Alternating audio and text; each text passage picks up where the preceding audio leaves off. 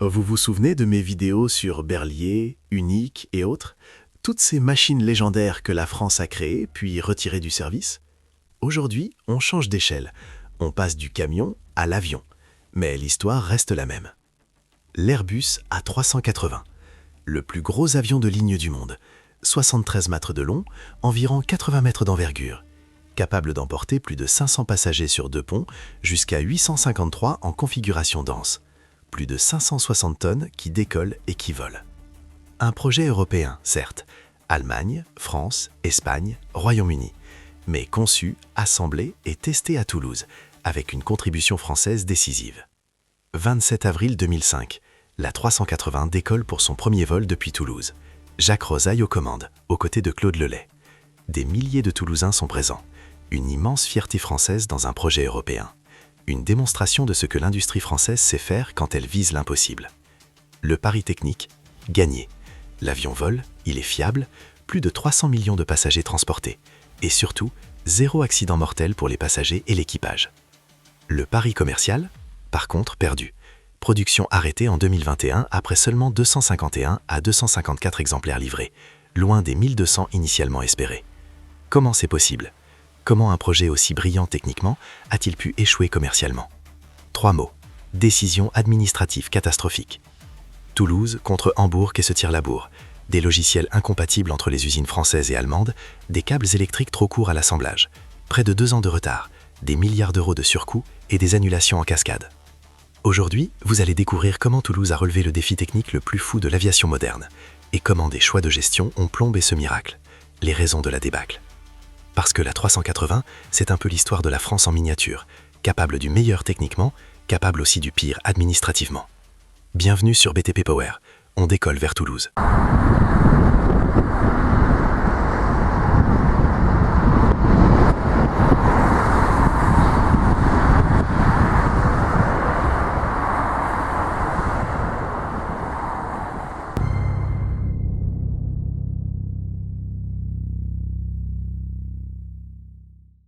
On est en 1994. Boeing domine le ciel mondial depuis 25 ans avec son 747. Il transporte 400 passagers, il se vend partout, il imprime du cash. Et Airbus dans tout ça? Airbus grignote des parts de marché sur les courts courriers, mais sur le gros porteur, le segment le plus lucratif, Boeing fait ce qu'il veut, sans concurrence, sans pression. Alors les Européens se posent une question simple. On reste dans la cour des petits ou on tape dans le tas? Ils tapent dans le tas. L'idée de départ est brutalement logique. Les grands aéroports sont saturés.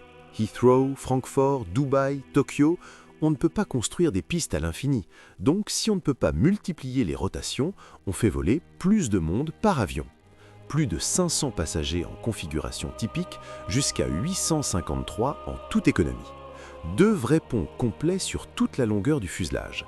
Un budget de développement initial de 9,5 milliards d'euros. Un pari que les optimistes appelaient audacieux et les autres de la folie pure.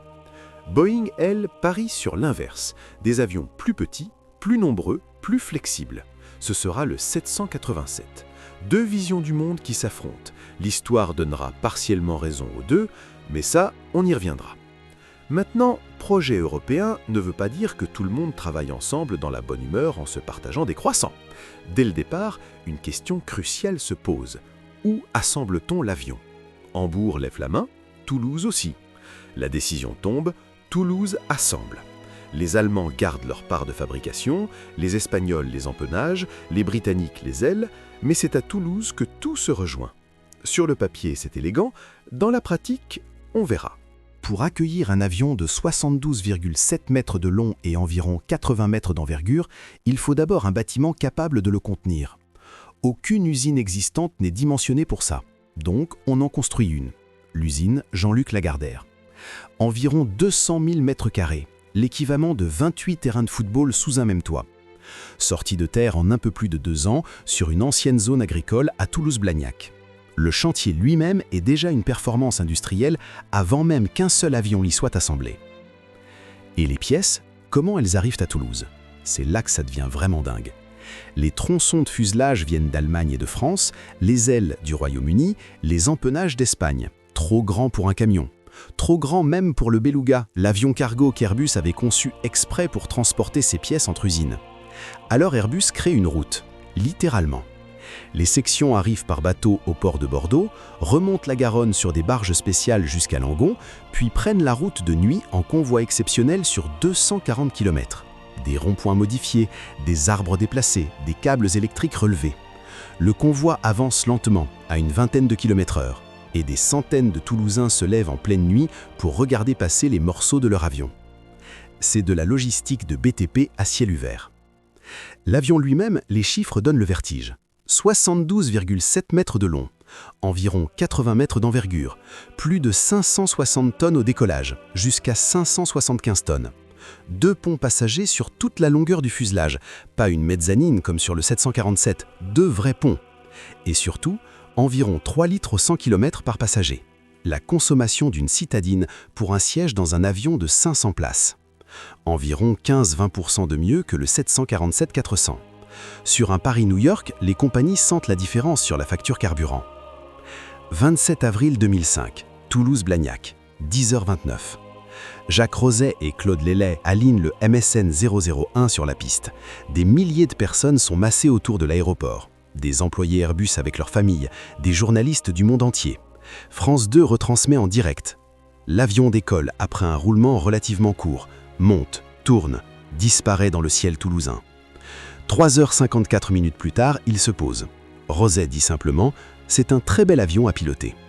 Le pari technique est gagné.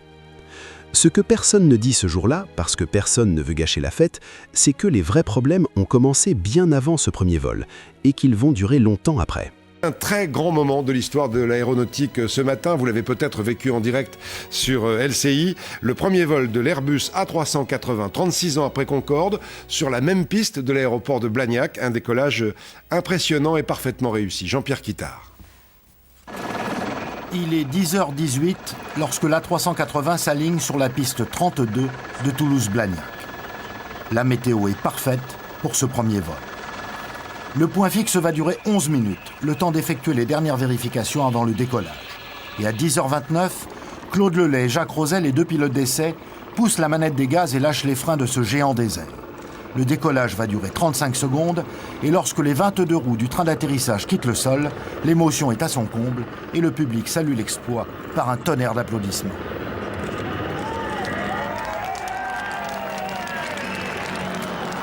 L'A380 garde son train d'atterrissage sorti pendant toute sa montée en altitude.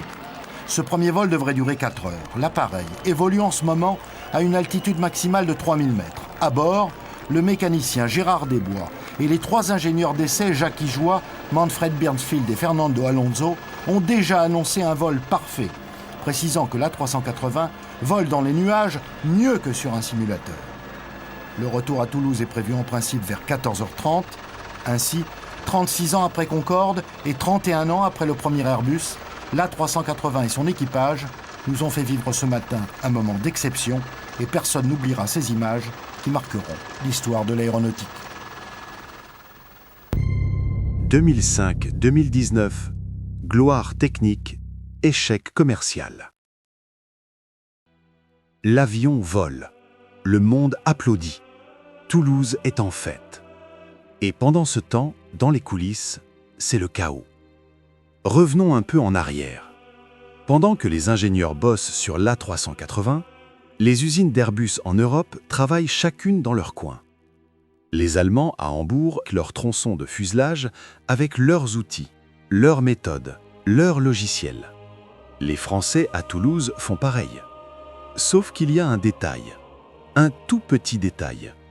Hambourg utilise CATIA version 4 pour concevoir et modéliser les installations électriques. Toulouse utilise CATIA version 5, 2 versions du même logiciel, incompatibles entre elles. Personne n'a jugé utile de vérifier ça avant. Ou, si quelqu'un l'a vu, personne n'a voulu froisser l'autre camp en parlant. Résultat, quand les tronçons allemands arrivent à Toulouse pour l'assemblage final, les câbles électriques sont trop courts. Des centaines de kilomètres de câblage, parce qu'un A380 contient environ 530 km de câbles, ne correspondent pas. Physiquement, concrètement. Les câbles n'arrivent pas là où ils doivent arriver. C'est le genre de problème qu'on découvre quand on essaie d'assembler l'avion pour de vrai. Pas sur écran, pas en réunion. Dans l'usine. La solution ? Envoyer des centaines d'ouvriers et ingénieurs allemands à Toulouse pour refaire le câblage à la main. Pas en CAO, pas en simulation. À la main, dans les tronçons d'avion pendant des mois. Coût de l'opération ? Astronomique. Délai ? Près de 2 ans de retard sur les premières livraisons. Emirates, qui attendait ces avions, reçoit des pénalités, dont un chèque de 110 millions de dollars pour une partie. Et elle n'est pas la seule. Le budget du programme, annoncé à 9,5 milliards d'euros, environ 11 milliards de dollars au départ, finit par atteindre entre 18 et 25-30 milliards de dollars selon les estimations. Le seuil de rentabilité, le nombre d'avions à vendre pour rentrer dans les frais, passe de 250-270 appareils à 420, ce qui change absolument tout pour la viabilité commerciale du projet. Tout ça à cause de 2 équipes qui n'utilisaient pas la même version d'un logiciel. Airbus gère la crise. Nomination, restructuration, plan Power 8 pour tailler dans les coûts. L'avion est finalement livré en octobre 2007 à Singapore Airlines, premier client. Il entre en service, il fonctionne, il est même apprécié. Les passagers adorent le confort, le silence, l'espace sur le pont supérieur. Mais 2007, c'est aussi à 1 an de la crise financière de 2008.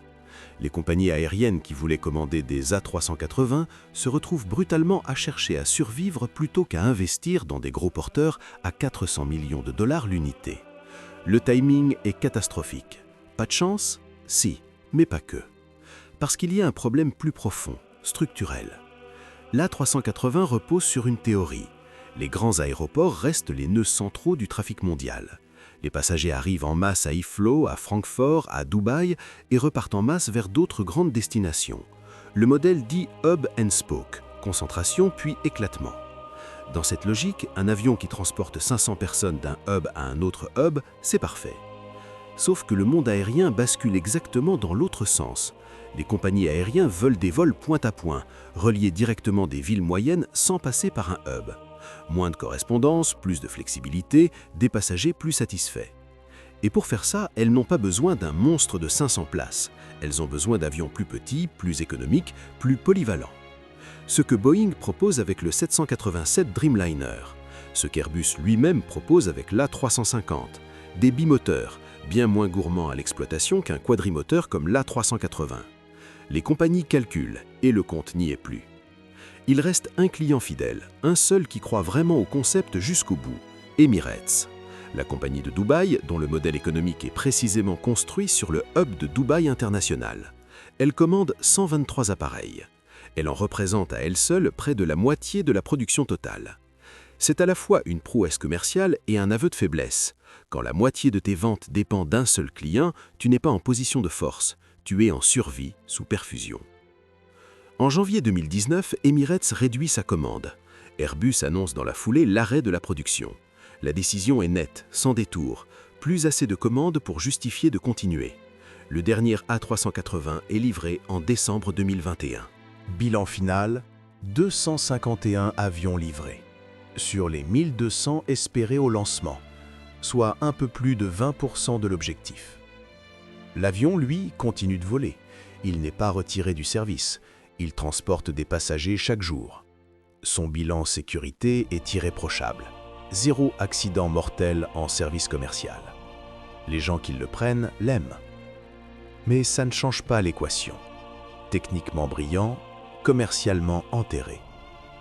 Et ce qui l'a enterré, ce n'est pas l'avion, c'est tout ce qui a entouré l'avion. La France sait faire des miracles quand on ne la sabote pas. Arrêtons-nous une seconde sur ce que l'A380 a vraiment accompli. Un taux de fiabilité opérationnelle de 98 à 99%.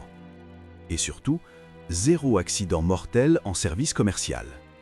Sur un avion aussi complexe, aussi massif, aussi nouveau techniquement, c'est un résultat que beaucoup de programmes auraient signé des 2 mains. Les pilotes l'adorent, les passagers qui l'ont pris une fois veulent le reprendre. Et les technologies développées pour l'A380 Matériaux composites, aérodynamiques, systèmes de gestion de vol ont été directement intégrés dans l'A350, qui lui cartonne commercialement. L'A380 a donc servi de laboratoire volant pour l'avion qui lui a succédé. Ce n'est pas rien. Techniquement, le projet est une réussite totale. Ce point n'est pas discutable. Ce qui est discutable, en revanche, c'est tout le reste. 2 usines qui n'utilisent pas la même version d'un logiciel. Des câbles trop courts, près de 2 ans de retard. Un budget qui explose bien au-delà des prévisions initiales. La crédibilité d'Airbus abîmée au moment précis où il fallait vendre. Les annulations qui s'enchaînent et un programme qui ne retrouvera jamais le rythme de commande dont il avait besoin pour être rentable. Tout ça n'est pas arrivé parce que l'avion était mauvais, tout ça est arrivé parce que des équipes qui travaillaient sur le même projet n'ont jamais vraiment travaillé ensemble. Parce que la bataille d'ego entre Toulouse et Hambourg a duré plus longtemps que la phase critique du développement. Parce que personne, à aucun moment de la chaîne de décision, n'a tapé du poing sur la table pour imposer une standardisation minimale des outils. Ce n'est pas un problème d'ingénierie, c'est un problème de coordination, de gouvernance, d'organisation. Et là, si vous suivez cette chaîne depuis un moment, vous reconnaissez le schéma. Berlier, unique, la CC6500. Des machines extraordinaires, conçues par des ingénieurs français qui maîtrisaient leur sujet de bout en bout. Arrêtées ou sacrifiées, non pas parce qu'elles étaient dépassées techniquement, mais parce que des décisions prises au-dessus d'elles, loin des ateliers et des bureaux d'études, ont eu raison d'elles. La CC6500 ne perdait pas contre une locomotive meilleure, elle perdait contre un choix politique. L'A380 ne perdait pas contre un meilleur avion, il perdait contre sa propre organisation interne et contre un marché qu'il n'avait pas anticipé. C'est le même film, avec des acteurs différents et le même dénouement. Pourtant, quand la France décide vraiment, quand il y a une vision claire et une volonté d'aller au bout, le résultat est là. Le Concorde, le TGV, le nucléaire civil, l'A380 lui-même techniquement. Ce sont des projets où la France a fait ce que personne d'autre ne faisait à l'époque. Pas parce qu'elle avait plus d'argent que les autres, pas parce qu'elle avait un secret, mais parce que des ingénieurs, des techniciens, des ouvriers avaient un objectif clair et les moyens de le poursuivre. Le problème n'est jamais le bas de la pyramide. Le problème est presque toujours le haut. Aujourd'hui, l'A380 vole encore. Emirates en opère une flotte importante, quelques autres compagnies aussi. Sur les lignes à fort trafic, il reste imbattable sur le confort et la capacité. Il n'est pas mort, il est juste orphelin d'un futur qu'on ne lui a pas laissé construire. Et c'est peut-être ça, la vraie conclusion de cette histoire. La France a construit le plus gros avion de ligne du monde. Elle l'a conçu, elle l'a assemblé, elle l'a fait voler. Elle a résolu des problèmes techniques que personne n'avait résolus avant elle. Et ensuite, elle a laissé des décisions d'organisation, des guerres de territoire, des rigidités administratives rogner ce qu'elle avait mis des années à construire. La France sait construire des géants. Elle ne sait juste pas toujours les laisser vivre. L'A380 est toujours dans les airs, mais sa production, elle, est au sol. Et la prochaine fois que vous verrez passer cet avion au-dessus de votre tête, parce que vous le reconnaîtrez maintenant, pensez à tout ce qu'il représente. Des milliers d'ingénieurs, de techniciens, d'ouvriers qui ont accompli quelque chose d'extraordinaire. Et une poignée de mauvaises décisions qui ont suffi à plomber le reste. C'est l'histoire de l'A380, c'est souvent l'histoire de la France. Si vous avez aimé cette vidéo, vous savez ce qu'il vous reste à faire. Le bouton rouge est là et il vous regarde. Et si vous venez d'arriver sur la chaîne, on a déjà parlé de Berlier, d'Unique, de la CC6500, des machines légendaires que la France a créées et abandonnées. C'est le même ADN. Allez jeter un œil, la playlist est en description. La prochaine vidéo arrive bientôt, et je vous promets qu'on reste dans le lourd, dans le technique, dans ce que la France sait faire quand elle s'en donne la peine.